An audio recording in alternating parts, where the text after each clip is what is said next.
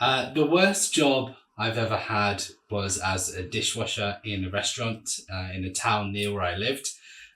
It was quite intense work. I was given plates every 2 seconds and I had to spray them and wash them super, super quickly.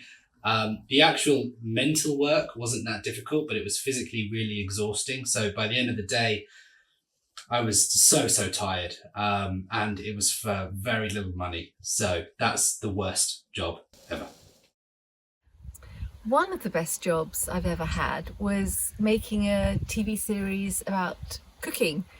And we worked with brilliant chefs. And the best thing about it was that after they'd demonstrated a dish, we all got to eat it.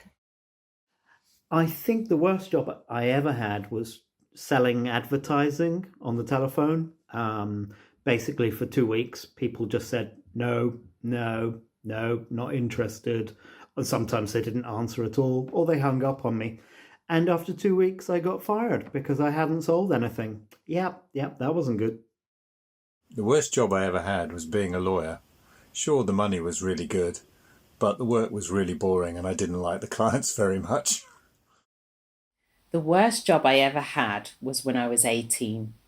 Before going to university, I worked in a factory where they produced peanuts for supermarkets. The job was so boring that one day I actually fell asleep on top of the peanuts in front of me.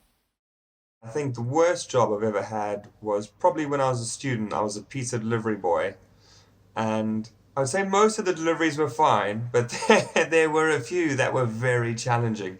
Very maybe difficult people or different places to find in Johannesburg, but it just got to a point where I I couldn't do it anymore, and I got a job as a waiter, which was much better.